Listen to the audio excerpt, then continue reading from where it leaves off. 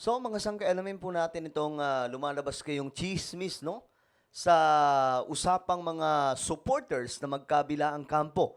Ito po ay ang mga dilawang DDS laban po sa mga Marcos loyalist.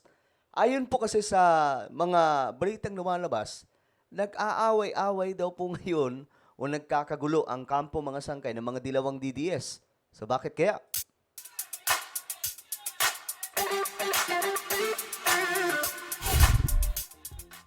Yo, what's up guys? This is me, Sankay Janjan, and we are back. And I am back for another vlog today. Kamusta po mga kababayan?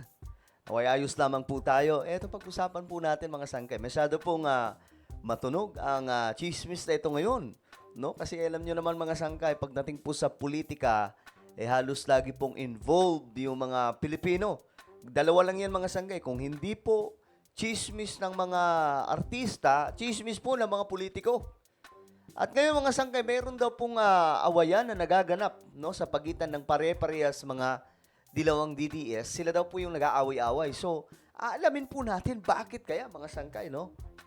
Well, before we start, mga sangkay, pakisubscribe po muna yung ating YouTube channel. Ayan po, tayo ay road to 2 million subscribers na. Parami po tayo ng parami. So, kung gusto mong mapabilang sa dumaraming mga solid sangkay dito sa YouTube, ang gawin nyo lamang, isubscribe nyo po yung ating YouTube channel, i-click nyo po yung bell at i-click nyo po yung all. At sa mga nanonood po sa Facebook, i-follow nyo po yung ating Facebook page. Alright? Shoutout nga pala sa lahat ng mga solid sangkay. Mag-comment po kayo sa ibaba ng hashtag solid sangkay kasama po ang inyong mga lugar. Okay? Ngayon, ito na nga mga sangkay. Tingnan po natin itong report. Ayon po kasi dito, itong post na to is sinasabi po dito na mayroon daw pong mukhang nagkakagulo ang kabilang kampo, mga sangkay. Sabi po nang nag-post, because backlash is real. There seems to be trouble in paradise, sa hanay ng Kalagiman, regarding of posting something fake. Not everyone is amused across all sides of political spectrum. So ngayon mga sangkay, ito kasi yung post, okay? Ito yung post na ginawang pang Duterte. Yan. Ito po ay, na-vlog ko na ito mga sangkay. Ito po ay event ng Planet Shakers. So, ayan. Isang taon na po yung nakalipas mga sangkay. Ito po yung mga komento. Ayan o, regardless of what your religion is, I can see the unity.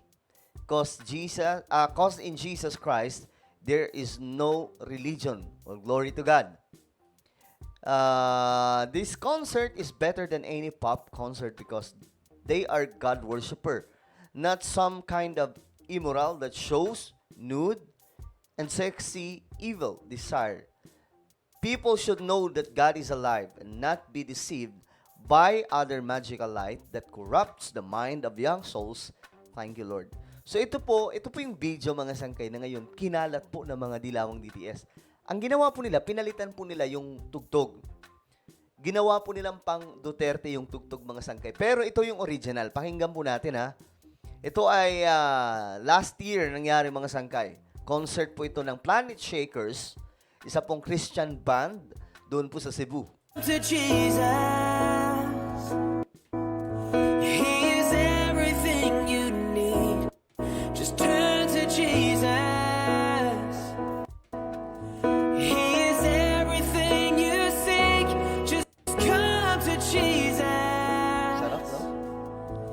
He is everything you need. More than the air you breathe today. There's a Okay, so ayan po yun mga sangkay, yung ginamit nila. Ngayon, nai-issue po sila. Ayan po, may mga nag-comment nga eh. Tingnan po ninyo yung mga nag-comment. Fake video from pro-China politician and pro-China vloggers.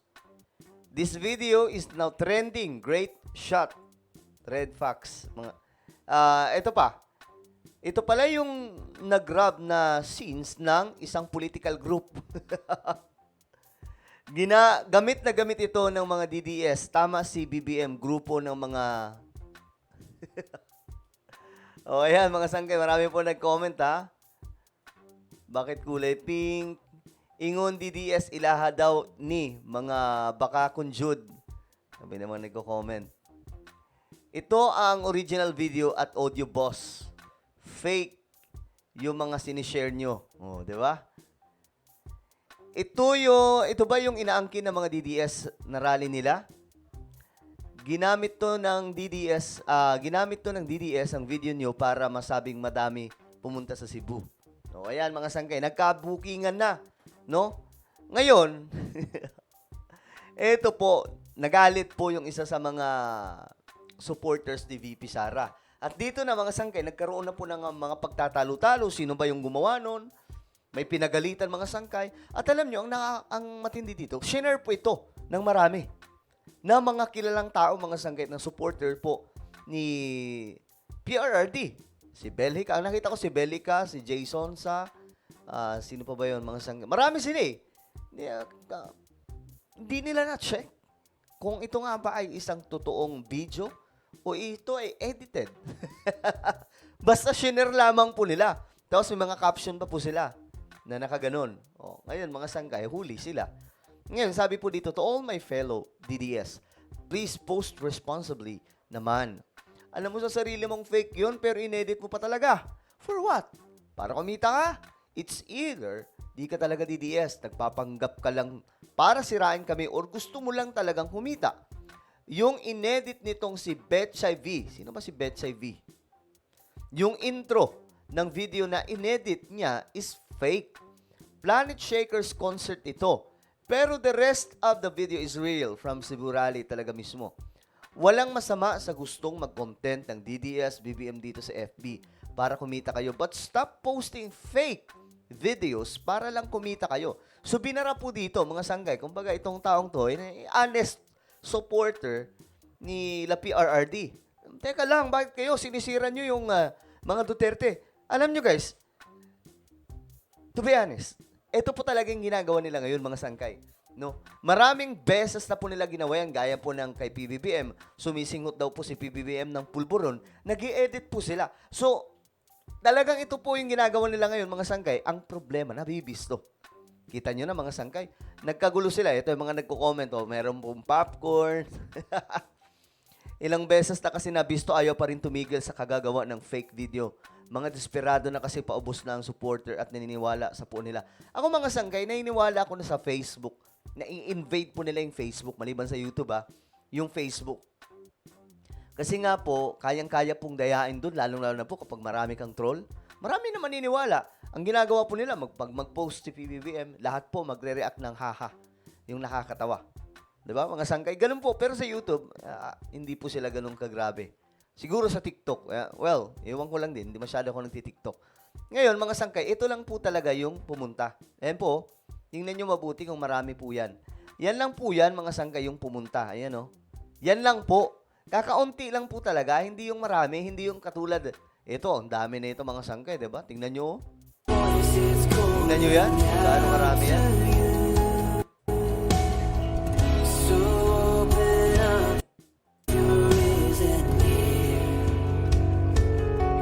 Diba? Ang dami po niyan, mga sangkay. So, eto, kung i-highlight po natin yan, o mas i-ano natin, ano ba tawag? Contrast ba tawag dyan? Ganyan lang po siya. Kunti lang po talaga, hindi sila, mas okay yung ganito. Hindi sila ganun karami. So, kakaunti lang po ang pumunta sa rally na ito, doon sa Cebu. So, mali yung pinapalabas nila, mga sangkay. Alam nyo, yung ginagawa po ito ng kakamping before. Naalala nyo, mga sangkay? Kaya nga, look alike po talaga. Sounds familiar yung ginagawa nila. Kasi, ganun ginagawa dati ng mga kakamping, mga sangkay. Ang ginagawa nila, nag-edit po sila ng, kahit po yung mga rally galing ibang bansa, ini-insert po nila doon. Pinaghahalo po nila sa mga, kunwari, maraming tao. Pero ngayon, mga sangkay, nagkabisto-bisto nga po, diba? Nakakita pa rin po natin sa totoong resulta ng eleksyon. So, kagaya po nito, mga sangkay, kahit anong gawin nila, sa totoong laban pa rin, sa election pa rin magkakalabasan niya kung sino talaga yung malakas. Di ba? Isa mga survey ngayon, malakas sila PBBM, yung lineup niya. So, eto, mga sangkay, ayan po, ang dami pong mga nag-ano na ito, nag-comment No?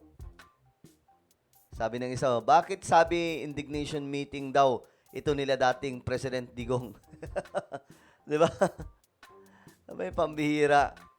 So, gishare ra ba ni gipagawas nga indignation rally sa mga pro Duterte?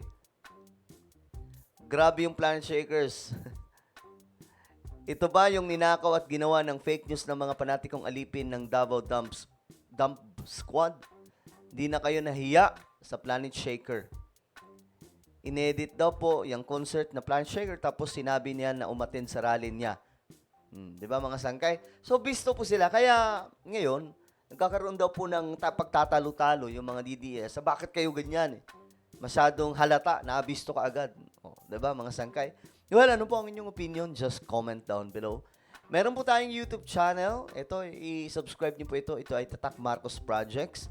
Dito po natin ina-upload kung ano po yung mga proyekto ni PBBM. Yung sarili lamang po niya, hindi po kasali yung mga project ni PRRD na itunuloy lamang po ni Pangulong Marcos. Alright? So, ano po ang inyong opinion? I-subscribe niyo po ito mga sangkay. Okay? Huwag niyo po nga ilimutan.